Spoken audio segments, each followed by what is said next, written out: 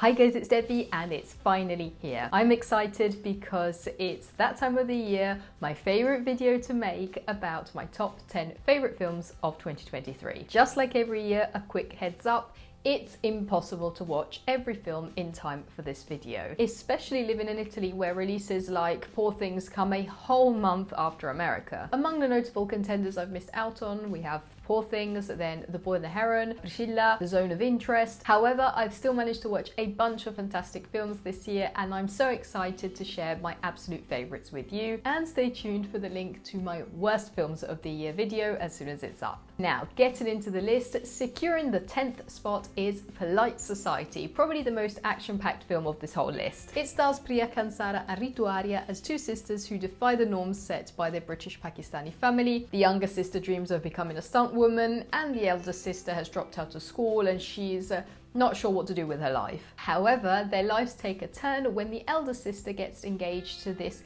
seemingly perfect wealthy man. The younger sister becomes suspicious and organises a crazy heist with her friends to stop this marriage from happening. I can't remember the last time a film had me smiling like this from start to finish. The infectious joy had me laughing out loud, rooting for the sisters, and amazed at the wildly exaggerated stunt sequences. This film pulsates with energy, making me wish I could have watched it during my teenage years. Rude. Mom, what are you doing? Oh. Now, moving up the list, we have a very low-key film called Riceboy Sleeps.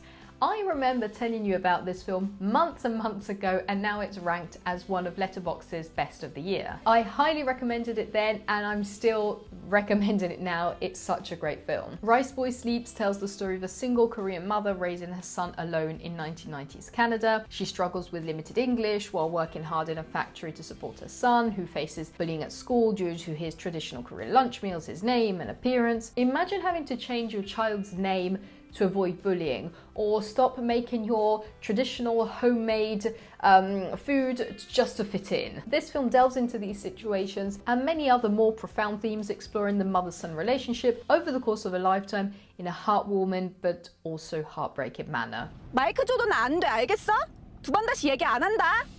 그러다 빨리 다른 이름 골라. Moving up, we have Rye Lane, an absolutely stunning, visually striking, rib-cracking comedy. If you're tired of the usual romantic comedies with repetitive narratives and the usual cliche tropes, this film is a breath of fresh air. It revolves around two people who've recently faced personal challenges and through a chance encounter decide to hang out together. But as they venture out, everything imaginable happens, shaping their experiences and bonding. What absolutely captivated me about this film is its stunning visuals. The screen bursts with vivid colours, unexpected camera movements, and a lively atmosphere. And in addition to that, when the characters share their past experiences, what they say is depicted in an exaggerated manner, almost in a theatrical way, as it would probably play out in their heads while remembering it. My attempts to describe it won't do it justice. Definitely go watch it. I wasn't, Denise! I just caught this boy going through your knicker drawer. What have you done? And going up the list, we have another story of relationships, but under a very different perspective. Enter Passages, or Passage, I'm never really sure about the pronunciation. Nevertheless, it presents a beautiful and strikingly realistic portrayal of relationships. Give me the flaws, the awkwardness, the silence. Give me the dirty sex, which sometimes looks good and sometimes is just awkward. Give me the real look in people. And all of that is precisely what this film excels at. Franz Rogowski and Ben Whishaw portray a couple already navigating the highs and lows of a relationship. However, things get really rocky when one of the two meets a woman, and without spoiling too much, to quote Diana, there were three of us in this marriage. This film was both stunning and emotionally intense for me. I cried so much at the cinema and felt so frustrated by its limited screenings. I had to drive quite a long way to find a cinema that would actually play it. And then we were about 6 people in the whole theatre room. It was terribly under-advertised. Nonetheless, Franz Rogowski is now gaining considerable recognition during the Film Awards season, so hopefully the film as a whole will garner more attention now. You know what I was doing last night? No, but whatever it was, you sound very excited. Moving up, we have Todd Haynes' May December, a film I never expected to make it on this list. Julianne Moore portrays a woman with a tainted reputation due to her relationship, and I'll keep it vague to avoid spoilers, but her notoriety leads to a film being made about her life with Natalie Portman playing the lead role, so she spends a lot of time together with her at her house, digging into her dark past, and it goes ways I definitely didn't expect, and I wanted to rip my skin off throughout the whole film. What's even more unsettling, it's based on a true story. I felt embarrassment, awkwardness, disgust, and that's what made this film so impactful. While it does have its weak points, in particular in its attempt at a comedic approach in certain scenes, it's definitely worth giving it a watch. And to be honest, the standout performance came from Charles Melton, who was superb in his portrayal of the husband. I shouldn't have said that. We're halfway there. Moving up, we have Anatomy of a Fall, a gripping crime thriller that had everybody questioning, did she do it or not? The story follows a family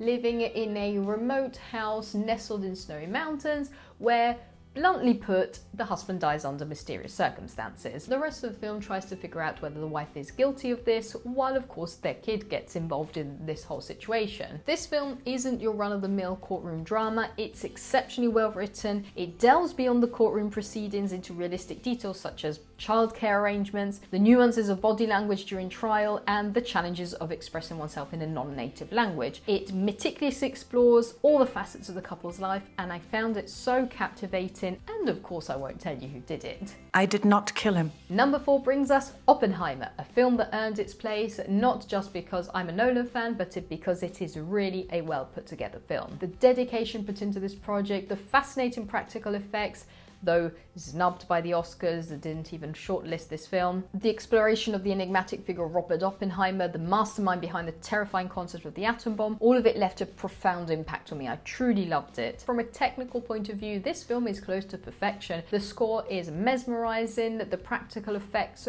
were astounding. I will never forget that feeling of my whole body shaking when the explosion fills the screen for the first time. The editing kept us engrossed throughout its lengthy runtime. The chemistry among the cast was captivating, though I did critique certain character aspects in my detailed standalone review. I'll link that for reference. Nonetheless, I love this film, and in my opinion, it truly resonates with Chris Nolan's passion for filmmaking. You are the man who gave them the power to destroy themselves. And going up on the podium in bronze, we have Past Lives, a film you will have seen popping up a bit everywhere lately, and rightly so. It garnered significant acclaim for its authentic, nuanced portrayal of relationships spanning decades, a realism that resonated deeply with me, much like I mentioned earlier with the realistic relationship in Passage. Past Lives is the story of two very close childhood friends evolving into something more, only for then one of them to move to America, adopt a more Western lifestyle, lose contact, and so what will happen when they meet again years later? This film really nails the intricacies of relationships,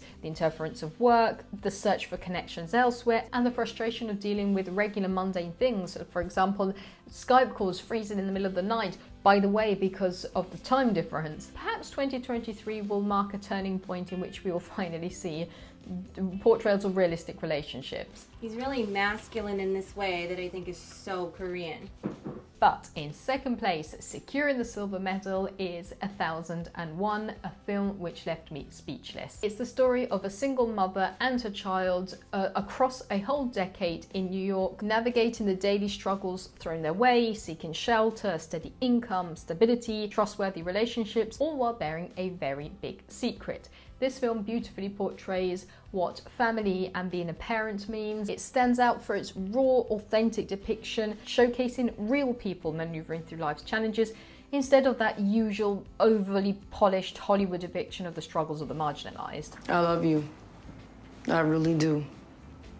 But I'm starting not to like you anymore. But at the very top, claiming the number 1 spot, we have, drum rolls, The Holdovers. I only watched this gem like 2 weeks ago, and it immediately became my favorite of the whole year, proving how the competition stays fierce right until the end. I fell head over heels for this film. As a matter of fact, on my channel there is a dedicated video where I delve into the complexity of comedic roles, inspired by Paul Giamatti's brilliant performance that stole the show here. The Holdover revolves around a grumpy teacher assigned to oversee a group of students stranded at their school over the Christmas break. This unexpected situation leads everyone to go beyond their initial assumptions about one another, sparking a series of unexpected adventures. It's a charming film that effortlessly balances moments that tug at your heartstrings and moments that have you laughing out loud, and they absolutely nailed the vintage aesthetic, transporting us back to the 70s with a perfect old movie feel. If you haven't seen this cinematic masterpiece yet, run to watch it. I initially didn't expect more, but I was curious about the excitement surrounding it, and now I completely understand it all. Oh, no, I was praying to the God I don't even believe in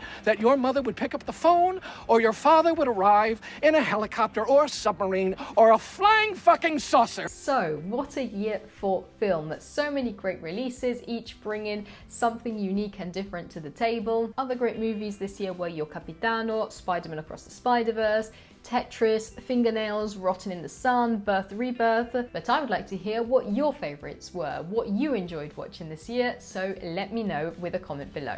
I hope you enjoyed this video. If you did, make sure to subscribe, and I'll see you in the next one. Bye.